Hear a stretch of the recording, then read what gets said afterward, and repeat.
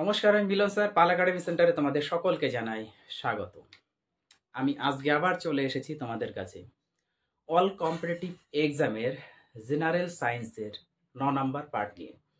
এর আগে তোমাদের আমি 1 থেকে 8 পর্যন্ত 8টে ক্লাস অলরেডি আপডেট দিয়ে দিয়েছি। যারা এখনো পর্যন্ত দেখোনি তারা 1 থেকে 8 নাম্বার পর্যন্ত এই 8টি ক্লাস জেনারেল সায়েন্সের আগে একটু অ্যাটেন্ড করো, তারপরে তোমরা 9 নাম্বারের পার্টগুলো একটু দেখবা। এখানে যতগুলো কোশ্চেন আমি আজকে লিখে রেখেছি, প্রত্যেকটি কোশ্চেন রেলের গ্রুপ ডি, এনটিপিসি, টেকনিশিয়ান প্রত্যেকটি এক্সামে এখানে প্রত্যেকটি কোশ্চেন এসেছে। তাহলে চলো আমরা বেশি কথা বাড়াবো না, সরাসরি চলে আসবো। এবার প্রথম যে কোশ্চেন, সেই কোশ্চেনটি যদি একটু খেয়াল করো তাহলে দেখো লেখা আছে হরমোন শব্দটি প্রথম ব্যবহার করেন। এই যে হরমোন, এই হরমোন শব্দটি প্রথম কে ব্যবহার করেন? এটা হচ্ছে আরআরবি গ্রুপ ডি 2018 সালে অলরেডি কিন্তু এসেছে। প্রত্যেকটি কোশ্চেনই তোমাদের এক্সামে এসেছে। অ্যান্সার হচ্ছে বেলিস এবং স্টার্লিং। এই দুই ব্যক্তি এই হরমোন কথাটি সর্বপ্রথম ব্যবহার করেন। ওকে, তারপরে কোশ্চেন কি বলেছে? হরমোন হলো একটি, আমরা সকলে জানি যে হরমোন, এই হরমোন হচ্ছে রাসায়নিক সমন্বয়কারী। হরমোন হচ্ছে রাসায়নিক সমন্বয়কারী। এটা হচ্ছে আরআরবি গ্রুপ ডি 2024 সালে এসেছে। তাহলে হরমোন হলো একটি রাসায়নিক সমন্বয়কারী। এই কোশ্চেনটি দেখো পরে ঘুরিয়ে দিয়েছে, এটা 2018 সালে এসেছে আরআরবি গ্রুপ ডিতে। জীবদেহে রাসায়নিক সমন্বয় সাধনের কাজ কে করে? আমরা সকলেই জানি যে হরমোন হচ্ছে জীবদেহের রাসায়নিক সমন্বয় সাধনের কাজ করে থাকে। এবার এই কোশ্চেনটাই তোমাদের ঘুরিয়ে দেওয়া হয়েছে যে জীবদেহের রাসায়নিক সমন্বয় সাধনের কাজ কে করে, সেটা হচ্ছে হরমোন। ক্লিয়ার? তারপরে কোশ্চেন, জীবদেহের ভৌত সমন্বয় রূপে কাজ করে। আমরা তো রাসায়নিক সমন্বয় নিয়ে জানলাম যে হরমোন হচ্ছে জীবদের রাসায়নিক সমন্বয় রূপে কাজ করে, কিন্তু এখান থেকে আমার মাথার মধ্যে আরেকটি কোশ্চেন এসে গেছে যে একটা হচ্ছে রাসায়নিক সমন্বয় রূপে, যেটা হচ্ছে হরমোন কাজ করে থাকে। তাহলে এবার ভৌতটা যদি একটু লিখে রাখি তাহলে দুটো কোশ্চেন আমাদের একদম মুখস্থ হয়ে যাবে। সেই জন্য আমি এখানে একটু লিখে রেখেছি যে জীবদেহের ভৌত সমন্বয় রূপে কাজ করে কি, সেটা হচ্ছে স্নায়ুতন্ত্র। আমাদের শরীরে যে স্নায়ুতন্ত্র আছে, সেই স্নায়ুতন্ত্র হচ্ছে জীবদেহের বা প্রাণীদেহের ভৌত সমন্বয় রূপে কাজ করে থাকে। ওকে, তারপরে নিচের কোনটি উদ্ভিদ হরমোন? দেখো আরআরবি এএলপি টেকনিশিয়ান 2018-তে এসেছে এই কোশ্চেনটা। নিচের কোনটি উদ্ভিদ হরমোন? ইস্ট্রোজেন না থাইরক্সিন না ক্লোরোফিল না অক্সিন? আমরা সকলেই জানি যে ইস্ট্রোজেন, থাইরক্সিন এগুলো হচ্ছে প্রাণীদের হরমোন। আর ক্লোরোফিল তো সকলেই জানো যে সবুজ উদ্ভিদের থাকে, সবুজ উদ্ভিদের বা উদ্ভিদের দেহে থাকে হচ্ছে ক্লোরোফিল। তার মানে আমাদের ক্লোরোফিল, থাইরক্সিন এবং ইস্ট্রোজেন এই তিনটে অপশনের কোনো অপশন হবে না। লাস্ট পরে আছে আমাদের অক্সিন। এই অক্সিন হলো একটি উদ্ভিদ হরমোন, তাই না? তারপরে কোশ্চেন, নিচের কোন হরমোনটি প্রাণীদের মধ্যে পাওয়া যায় না? এটা আরআরবি এএলপি টেকনিশিয়ান 2018 সালে কোশ্চেনটি এসেছে। নিচের কোন হরমোনটি প্রাণীদের মধ্যে পাওয়া যায় না? প্রাণীদের মধ্যে পাওয়া যায় না, তাহলে প্রাণীদের মধ্যে যে যে হরমোনগুলি পাওয়া যায়, এখান থেকে যদি আমরা একটু অপশনে দেখি, ইনসুলিন প্রাণীদের দেহে থাকে, থাইরক্সিন প্রাণীদের দেহে থাকে, তারপরে আমাদের কি আছে অ্যাড্রিনালিন, এটা হচ্ছে প্রাণীদের দেহেই থাকে। তার মানে এখানে যে অক্সিন, এই অক্সিন যে হরমোন, এই অক্সিন হরমোনটা হচ্ছে প্রাণীদের দেহে থাকে না, এটা হচ্ছে উদ্ভিদের দেহে থাকে, বা উদ্ভিদ হরমোন হচ্ছে আমাদের অক্সিন। তারপরে কোশ্চেন, উদ্ভিদ হরমোন কোনটি? দেখো কোশ্চেন, একই কোশ্চেন এইভাবে আপ ডাউন করে কিন্তু ঘুরানো হয়েছে। এটা আবার আরআরবি গ্রুপটি 2018-তে এসেছে, মানে এক এক শিফটে এক এক ধরনের কোশ্চেনগুলো কিন্তু করেছে। 18 সালে এসেছে, কিন্তু শিফট যে ছিল সেই শিফটে চেঞ্জ করে দিয়েছে এবং কোশ্চেনটা একটু ঘুরে দিয়েছে। উদ্ভিদ হরমোন কোনটি? উদ্ভিদ হরমোন কোনটি? উপরেরটা যেমন এখানে কিন্তু বলেছে নিচের কোন হরমোনটি প্রাণীদের মধ্যে পাওয়া যায় না। তাহলে প্রাণীদের মধ্যে পাওয়া যায় না মানে সেটা হচ্ছে আমাদের উদ্ভিদ হরমোন হবে, যেটা হচ্ছে প্রাণীদের মধ্যে পাওয়া যাবে না। আবার এই কোশ্চেনটাই ঘুরে দিয়েছে যে উদ্ভিদ হরমোন কোনটি? অ্যাড্রিনালিন প্রাণীদের, জিব্বেরেলিন পাওয়া যাচ্ছে উদ্ভিদের দেহে, অক্সিন হচ্ছে উদ্ভিদের দেহে। তারপরে আমাদের 4 নাম্বার বলছে 2 ও 3 উভয়, তার মানে অক্সিন এবং জিব্বেরেলিন এই দুটোই হচ্ছে উদ্ভিদ হরমোন, যেটা উদ্ভিদের দেহে পাওয়া যায়।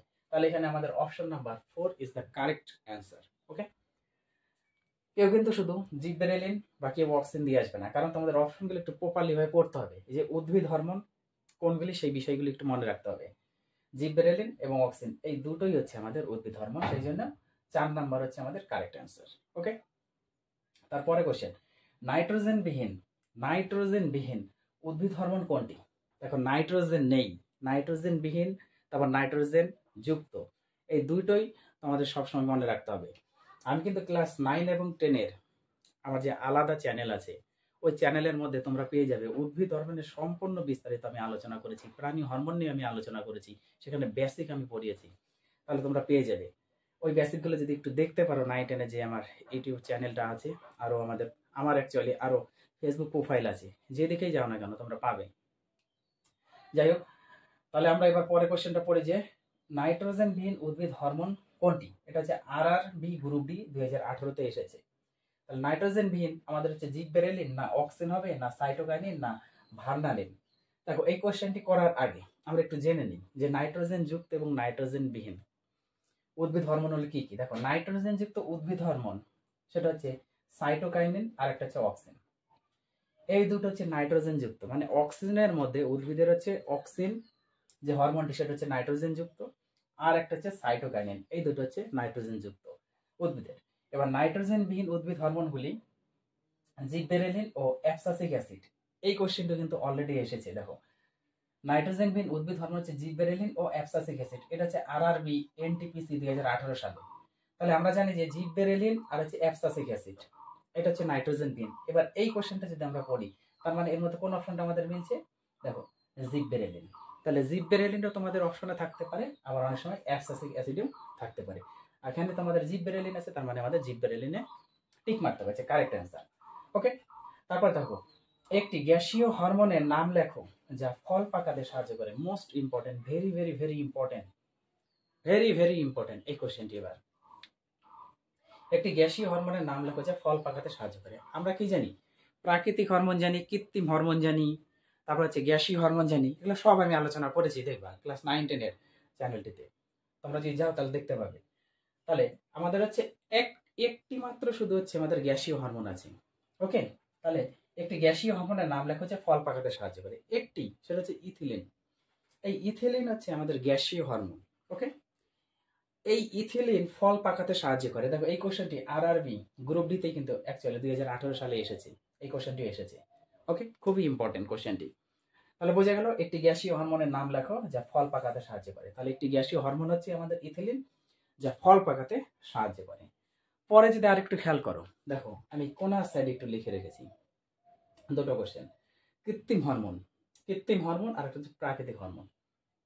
এবার কৃত্রিম হরমোন গ্রুপ ডি 2018 সালে এসেছে। কৃত্রিম হরমোন কি? NAA, naphthalene acetic acid. Okay, এই যে ন্যাপথালিন অ্যাসেটিক অ্যাসিড হচ্ছে আমাদের NAA এর সম্পূর্ণ নাম। তাহলে কৃত্রিম হরমোন হচ্ছে NAA।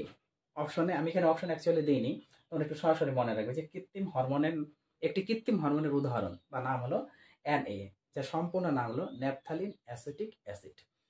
তারপরে প্রাকৃতিক হরমোন, এটা কিন্তু গ্রুপ ডি 2018 সালে এসেছে। প্রাকৃতিক হরমোন আমরা বললাম না একটু কি প্রাকৃতিক হরমোন অক্সিন হচ্ছে আমাদের প্রাকৃতিক হরমোন।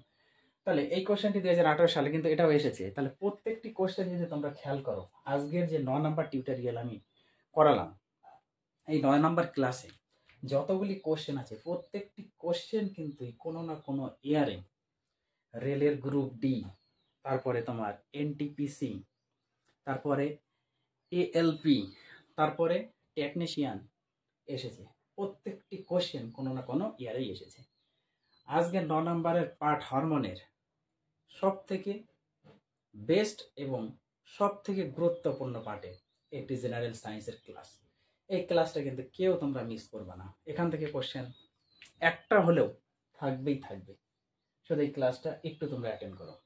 তাহলে তোমরা 1 থেকে 9 পর্যন্ত এই 8টি ক্লাস যদি একটু রিভাইজ মারতে পারো, আমার মনে হয় না যে এই 9টি ক্লাস অ্যাকচুয়ালি এই 9টি ক্লাসের বাইরে হরমোন থেকে বিশেষ করে কোনো কোশ্চেন থাকবে। এই 9টি ক্লাসের মধ্যেই যদি হরমোন থেকে কোনো কোশ্চেন করা হয়, তাহলে এই 9টি ক্লাসের মধ্যেই পাবা তোমরা। আর